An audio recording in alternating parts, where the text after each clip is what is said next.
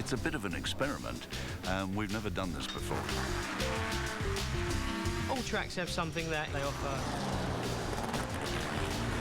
The first thing coming to a Formula One track is it's a very smooth surface. These cars drift, you know, they've got quite low grip, quite a lot of horsepower. They're fun things to drive. It does like to go sideways, yeah, but that's part of the fun. Historic cars really do not like tight circuits. Some very strange, slow, hairpin corners. If you've got a 3-hour race, you've got to look after the car. It's not just knowing how to drive, it's mental. You have to use a little bit of brains, you have to use tactics. The longer they go, it just gets better and better. In a 3-hour race, you never know. You can never assume anything.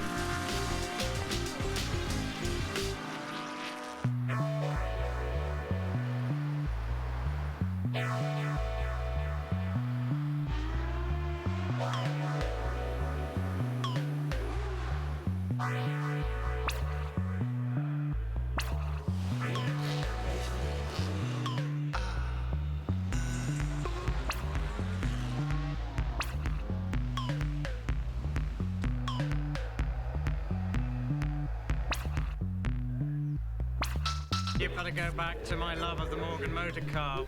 In the 60s, when I was at school, the Morgan Plus 8 was one of the fastest British sports cars money could buy, and I always had a dream that one day I'd get one. 30 years later, I managed to buy one, and then I started racing that car. That was a 90s car, and after a few years with that, I started collecting the old cars. It's my father's fault, really. He was into racing cars before I was born. My mother was actually pregnant with me when he rolled a car end over end, and somehow I ended up in racing. Billy comes from a family that's been involved in Morgan motor cars for a long time. I've known his father as a Morgan racer over the years. The match was perfect because we've got a guy here who's an excellent engineer, but is also very useful behind the steering wheel. At the beginning of this year, he asked me if I'd be his co-driver, as long as I make sure they're all working for the race, and I couldn't refuse, really. It was too good an offer. The car we have here today, the Streamliner, is one of 3 cars that were built in 1963. The thinking was that the streamlining would help at Le Mans in the 24-hour race, where Morgan had been very successful the year before. The guy that built the car, unfortunately, had a serious road smash shortly after he'd finished it, and he never got to race the car. The car was lying around in England for quite a few years. We knew where it was, but the guy didn't want to sell. I used to go banging on his shed door every 6 months and say, "You've got to get this car back on the road," and after about 5 years he agreed that he'd sell it. The car was completely rebuilt and restored by Brands Hatch Morgans. I built the gearbox and the axle for the car, and the car's been running now for about 2.5 years. It's all going really well. He's driving very quickly. We're a good matched pair, which is important in a 2-driver race, because if you've got 2 drivers that can run the same lap times and look after the car, you've got a pretty solid basis for finishing the race in good shape.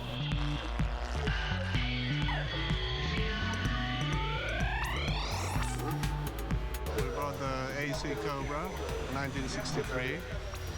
The Cobra was purchased in 2005. It has been a racing car all its life.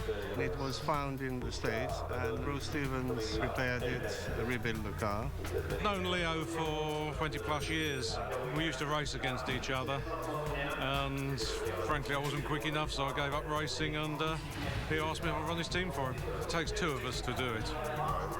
Just my other half, Joe. It's very unusual in the race preparation business.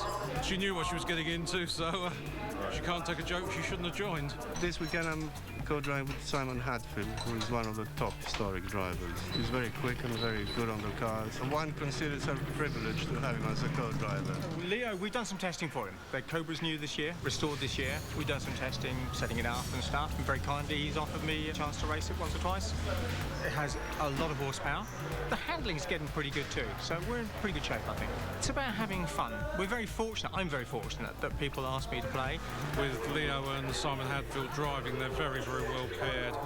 I think they're doing within half a second lap difference. Together they're very quick, and I'm confident they'll do well. I've known Leo 14 years. I used to work on his Falcon. I've been with them for about 6 years now. We travel all over Europe. and it was great fun. I'm Greek, and when I lived in Greece, I did a couple of races in 1971. Then I came to the UK and got involved about 19, 20 years ago, and it's gone from there.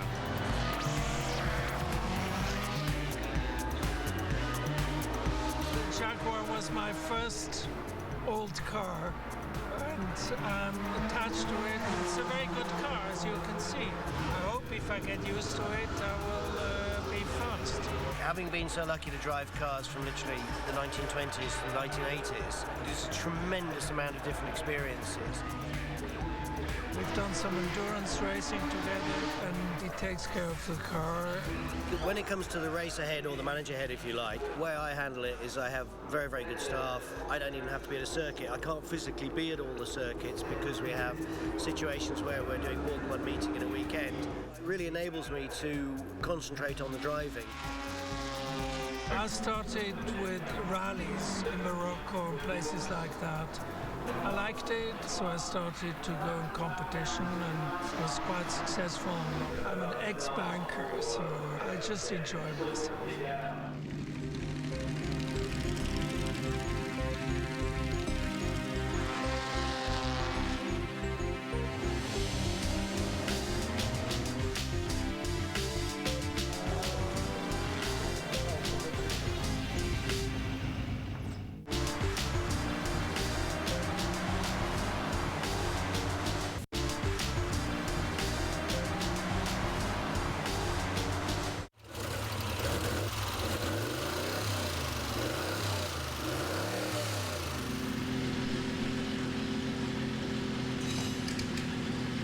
Times should be quite good.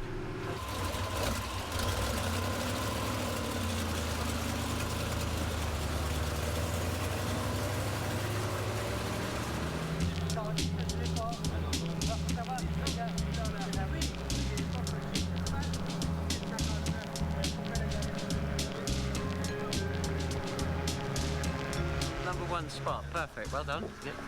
Right. That's important because then we'll be ahead of the traffic when the cars go out, so we'll get a couple of clean laps without mixing it with the other cars, get a good time in early. Qualifying really basically sets your position for the grid. The higher up, the better. In a 3-hour race, it's not too important because there will be casualties along the way. The general gist is to go as fast as you can, get the best lap time you can, and bring the car home in one piece ready for the race.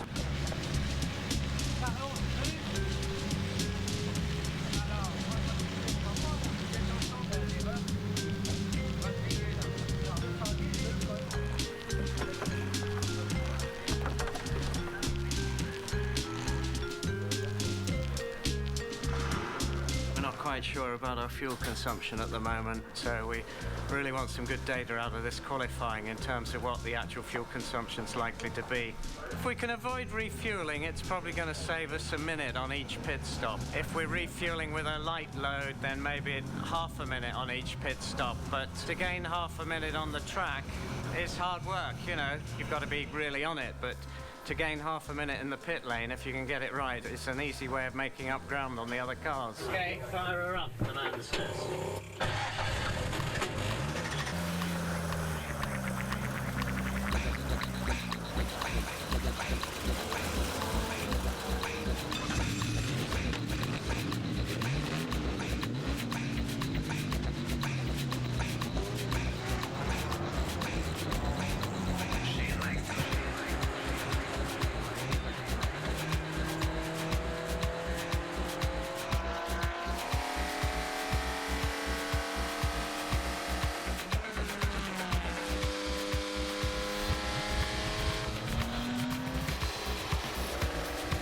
I went out as soon as I could, before there was traffic and before the tires got too hot.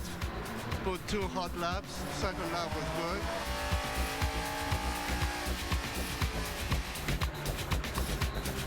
You sort of have to go with what you've got in a certain respect. But like here, it seems to be suiting us quite well. We can drift out and the corners are a bit more free-flowing. It's a 40-minute qualifying. We're not going to do all of it. There's no point in doing too many laps. I did what I thought was a good time, and that was good enough.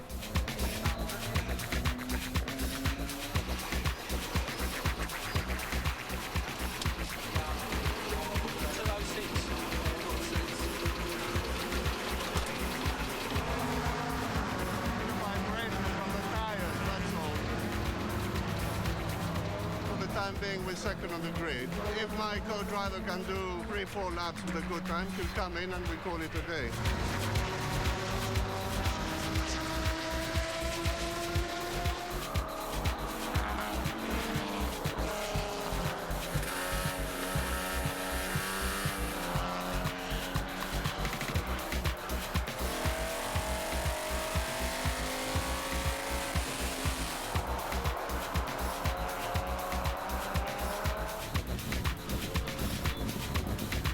We sent Billy out first. He's hungry in qualifying. I've out-qualified him 4-2 so far this season. So I thought put him in the car when it's nice and cool and he's got the appetite to set a fast time, which he did. I've got my best lap as it was, and I've just thought save the car. 3 hours is a long time, and so bring the car in, let Keith have a go.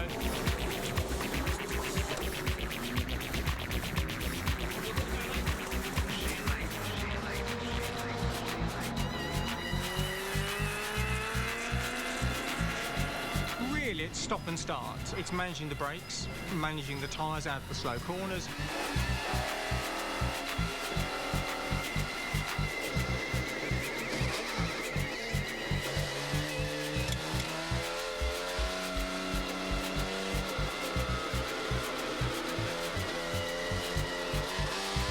Not overdriving, not missing apexes. That's the key.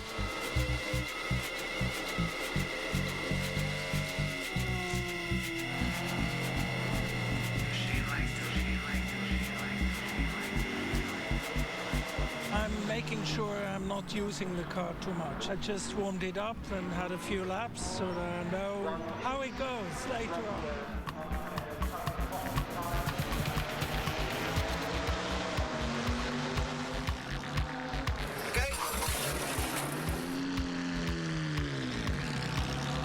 Martin is the stronger driver, so he's going to put in the qualifying time.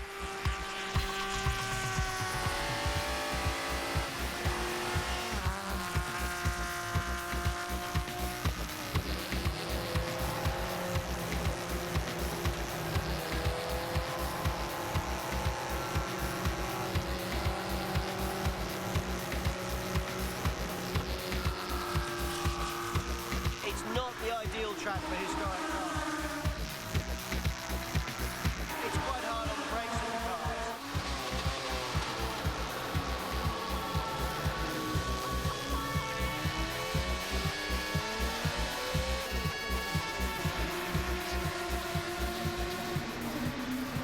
You're P3 and you're way away, so I don't think it's worth eating it to death.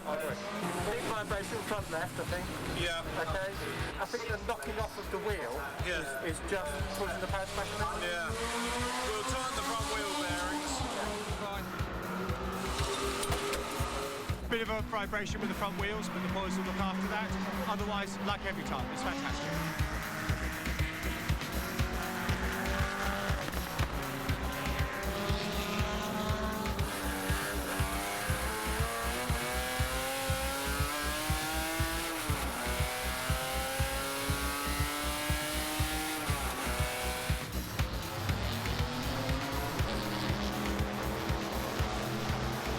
I thought we had a slight misfire in the car, so I've just sent Billy out for a couple of laps just to see what he thinks about it.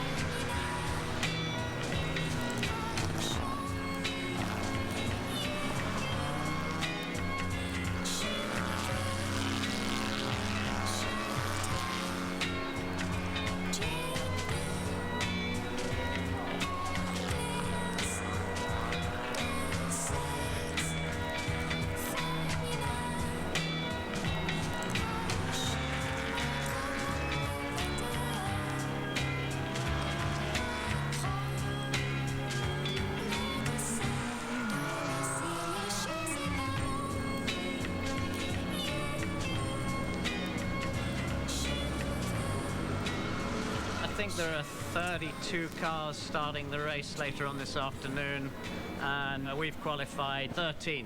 So we're in the top third with one of the smallest engines in any car on the grid, so we're quite happy with that.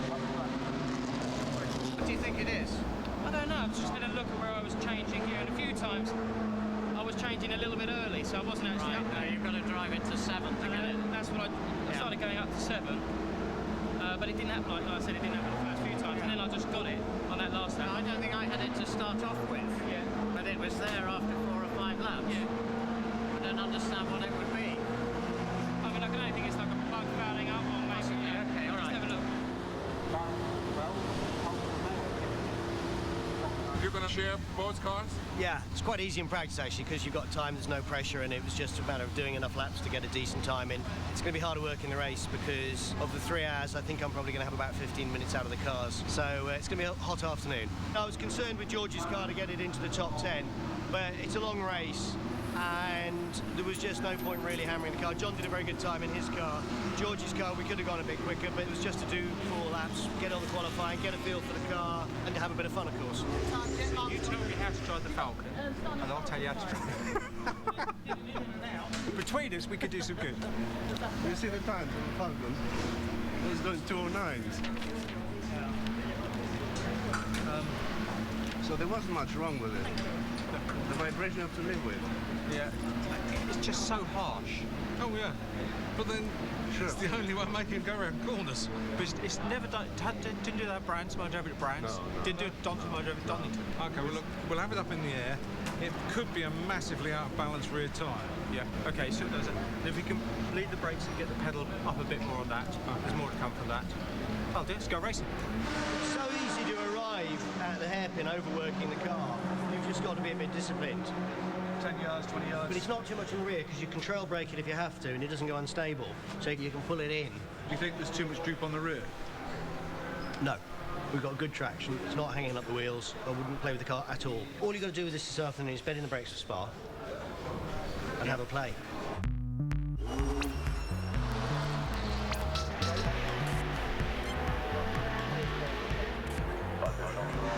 We've got a new refueling procedure, so we're not sure how well these drums are going to work. So we're going to put 10 litres in one, 20 litres in the other, and we're going to time how long it takes to empty the 10 and empty the 20, and that will help us for when we come to doing the pit stop as to how much time we've got available for putting fuel in. Go. This is pretty slow. This isn't like Formula One or the American Le Mans series. 35 seconds maybe for 10. Go. Yep. Yep, done. 120. Whether we put 10 or 20 in, the rate of fueling is about the same, so that helps with the calculations. Now we just got to fill the rest of the car up and see where we get to. Okay. So hang on a minute. Another 13, so that'll take it to 42, and that will be okay for 2 short dumps during each driver change.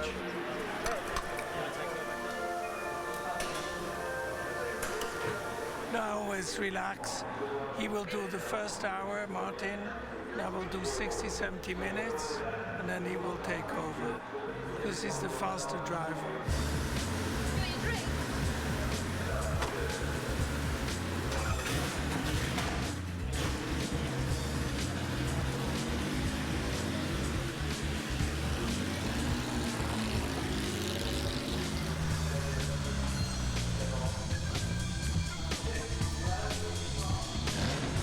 Straight racing, just as many people want to win, just as many people try very hard to win, but it's not life-threatening in terms of sponsors or careers. Direct competitors will be the Jaguars types. There's a very quick Dutch Corvette, a very quick English TVR. It's much more of a mixed bag, not quite so purist.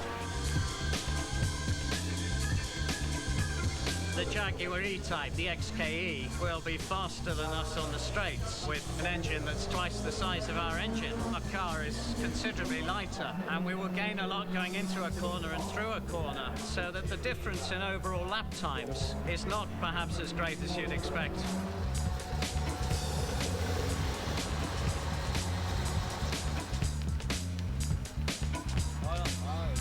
There's more friendliness. Certainly anybody will lend anybody parts. There's a very good atmosphere between people. People that want to beat somebody, but they want to beat them fair and square. Come round and stop. And that is form up then, and then go for the green flag rolling start. So then another lap. Yes. So then another lap. Okay, so we stop. Then another lap, which will be quite quick until you start coming down towards the final corner, and then you'll all slow up and all bunch up and give yourself a grid, come through the corner, and don't you overtake the man alongside you or the man in front of you till you've crossed the line.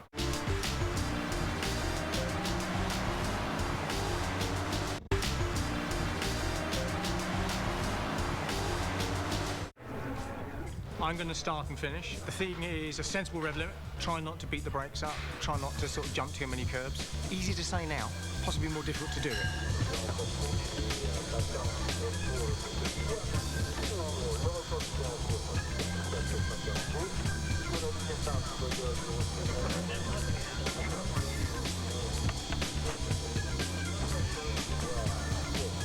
I'm starting off our drive for an hour and 10 minutes. Billy will take over and do another hour and 10 minutes. The most important thing is keeping the speed up for the whole of the time in the car. It's no good being a 5-lap wonder and then getting tired and slowed down. You've got to keep going. Sue's got the key. Yep. Yeah, we'll be all right. No rushing. If we don't rush it, it'll fall into place well. Yep.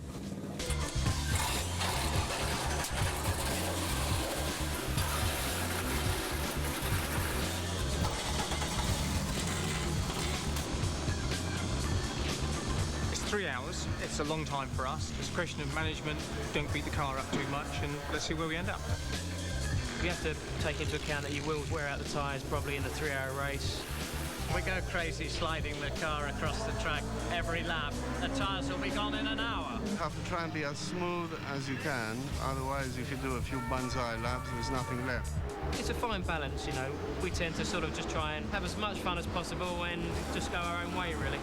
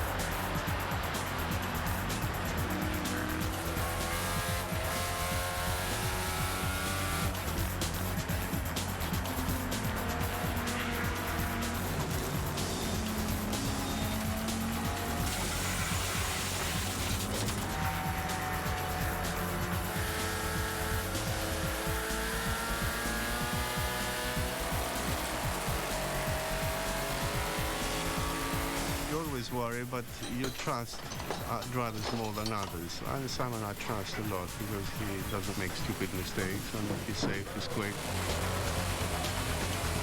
It's worse standing on the pit wall than it was when I was racing. It's far more stressful watching one of your cars go round being driven by somebody else than it is driving your own car.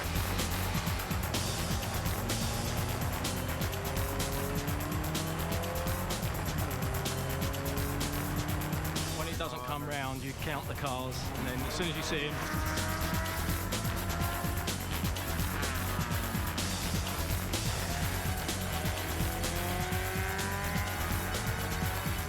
share my racing cars with people I trust and people that I think have got the right driving skills to do it. If you work on that basis, then I think the car's in good hands. If somebody has a bit of bad luck and the car gets bent, you've just got to fix it. And there isn't a car on this planet that isn't repairable at the end of the day.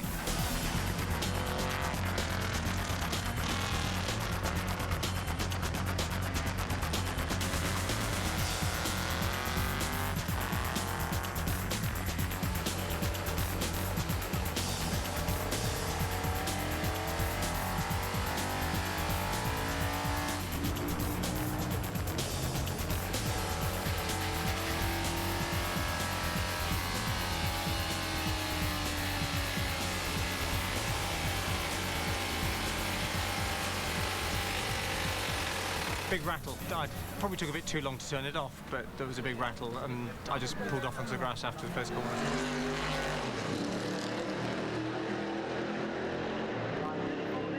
Best I'll go looking for him. How long is it?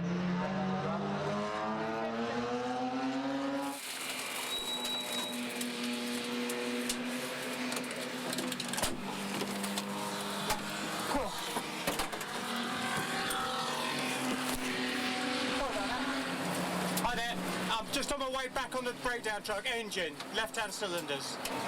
Yeah, I'll be back in about 5 minutes. I could see water and stuff coming out the left-hand exhaust, water and oil. So once that happens, you know it's pretty much dead. These things happen in motorsport.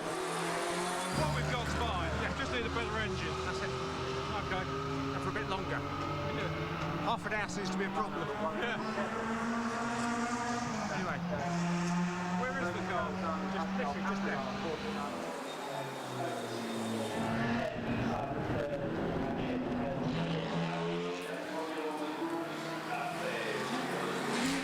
Sorry, mate. Yeah. Don't worry. Do you mind if I do the Falcon alone? No, not at all. Hang on. Oh, it's back forward, isn't it? I think that's where all the bits of engine have come out.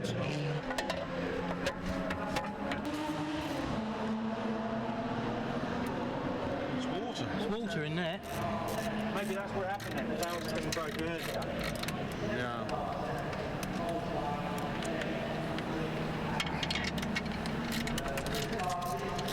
Nothing in that side.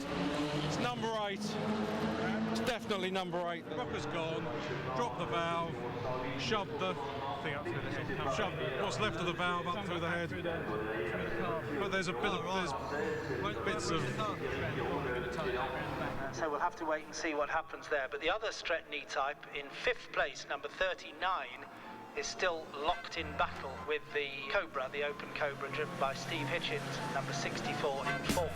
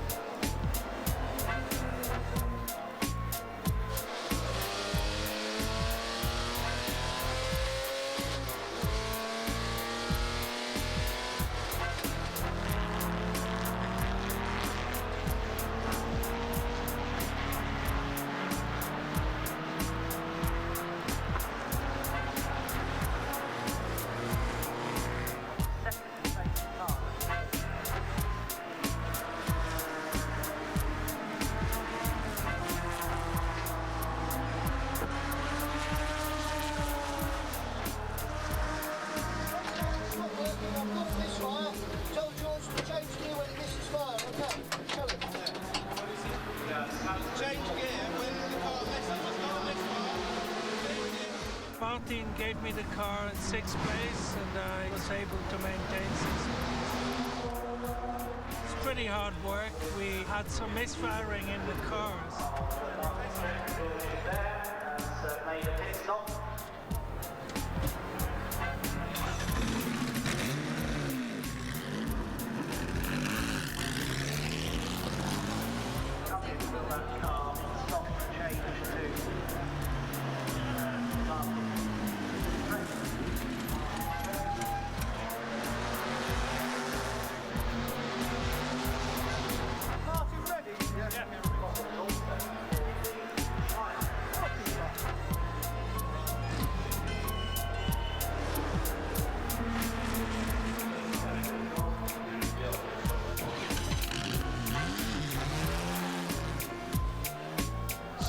is absolutely nothing to do with you. It's, you know, the way the season's gone with this car, I've removed the engine after every race it's done so far this year, so it doesn't come as any sort of surprise to me. We think it's probably dropped a valve, which has hit the piston. As it hits the piston, it tears the head off the valve. The valve then gets shoved back up the inlet tract of the cylinder head. The piston then collects a load of water.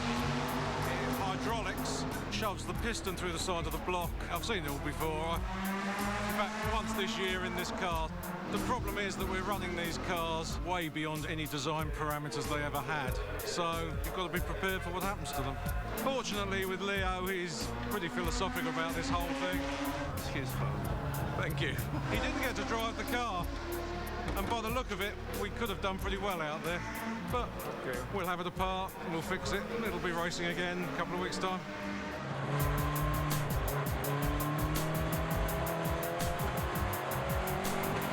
The times aren't as good as they were this morning. For some reason, we're about 4 seconds a lap off. The first few laps, he gave me the thumbs down, and we were very slow, but then it's slowly come better. We're probably going to have to nurse the car across the finish line.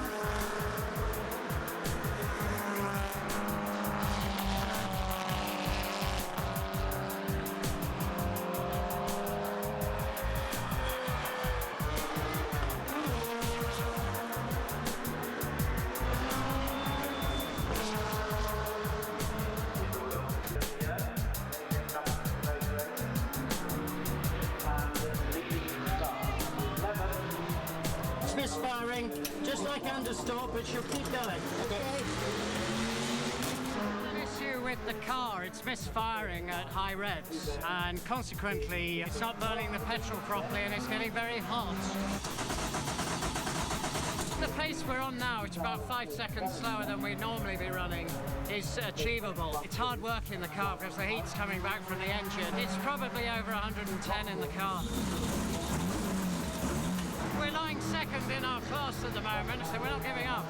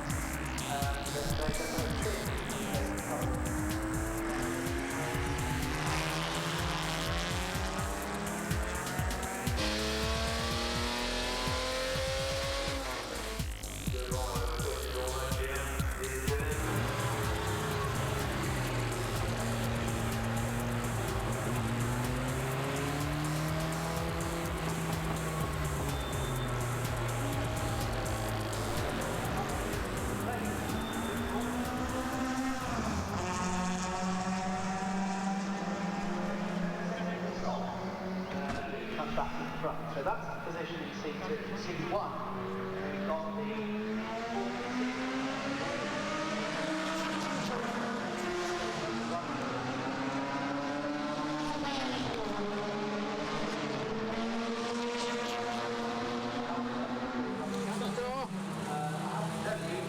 Shut the door!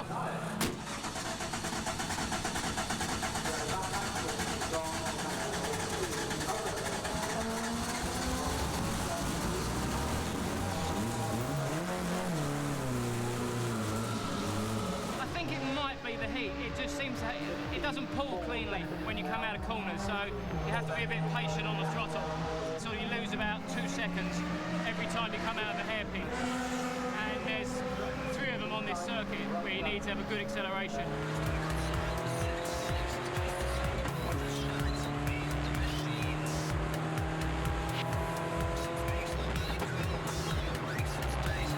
Because you're not going as fast, you're trying to make up for it in the corners. Sometimes you're trying so hard to keep the speed.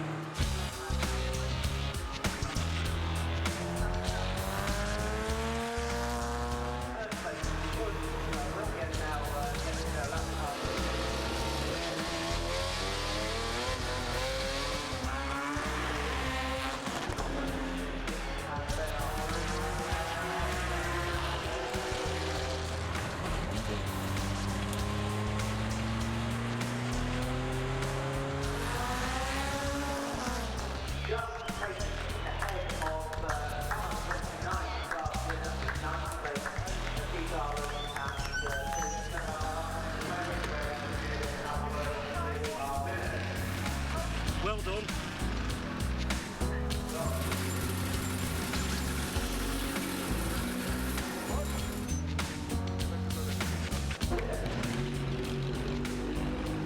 They got your towel to mop your brow.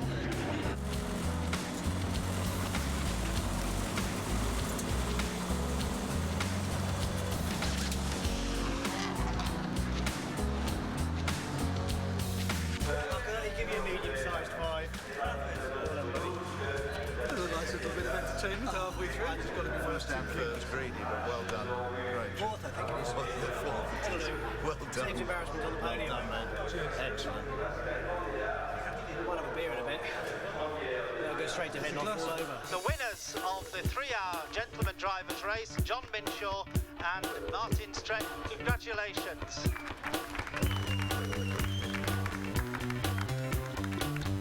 The pit board was great because I knew exactly what my lap time was, how quickly they were catching us, and how long to go. And I worked out he was going to catch me on the last lap, but then he seemed to slow down the last 2 or 3 laps, and I just cruised for the flag. But it was really exciting for the last 10 minutes. The Healy seemed to catch up and then drop back. I didn't know whether to put the numbers the same, like in the distance between us and them. We beat 3 Healys and the Triumph. We beat everybody in our group. You can't do any better than that. We got to go to a prize giving in about half an hour. Immediately now we're going to have a beer.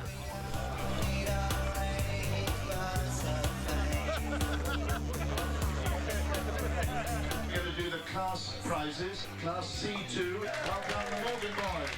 A great drive and a beautiful car.